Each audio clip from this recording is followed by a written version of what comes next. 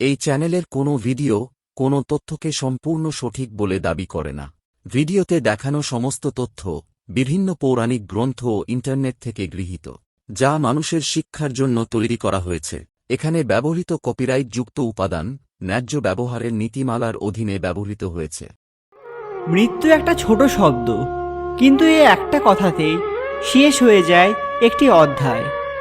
জীবনের এক করুণ সত্য হলো এই মৃত্যু। বর্তমান সময়েও এই নিয়ে চলছে হাজারো গবেষণা যে মৃত্যু কিভাবে হয়, কখন হয় এবং এর পরেই বা কী হয়।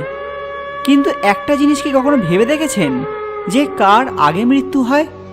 যে মানুষটা সারা জীবন অন্যের ভালো করেছে, সৎ পথে জীবনযাপন করেছে তার, নাকি যে মানুষ অন্যের ক্ষতি করে নিজের লাভ করেছে, সারা জীবন অসৎভাবে চলেছে তার?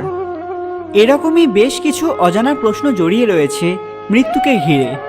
এটা এমনই একটা কথা যা আমাদের নিয়ে যায় অজানা কোনো রাজ্যে, যার সম্পর্কে আমরা কিচ্ছু জানি না। এই পৃথিবীতে খারাপ ভালো সব রকম মানুষই বাস করেন।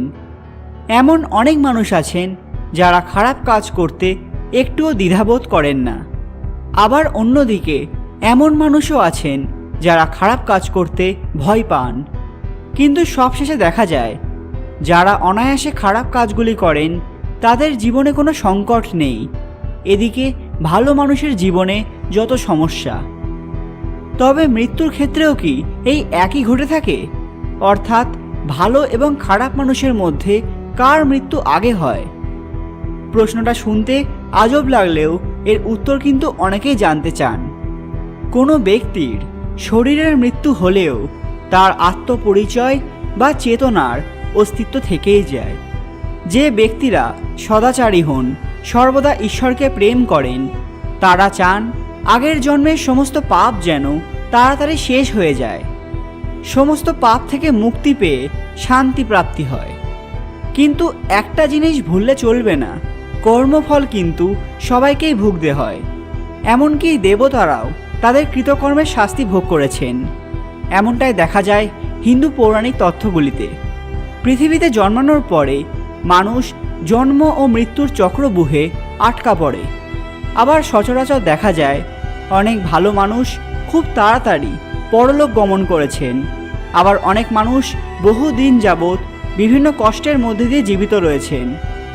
তাহলে কি ভালো মানুষের মৃত্যু আগে হয়? কিন্তু এটা সরাসরি বলা ঠিক হবে না, কারণ অনেক ভালো মানুষও কিন্তু অনেক বছর পর্যন্ত বাঁচেন।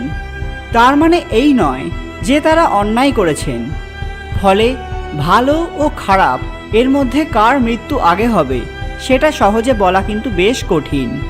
মানুষের কর্মফল মানুষের জীবনে কষ্টরূপে আসে। যখন মানুষ তার কর্মফল ভোগ করে নেয় তখন সে মুক্তির পথ লাভ করে। এই কারণে ভালো মানুষদের আগে মৃত্যু হলে বুঝতে হবে এটাই ছিল নিয়তির বিধান। ভালো বলে যে তার আগে মৃত্যু হয়েছে এই ধারণা হয়তো ভুল।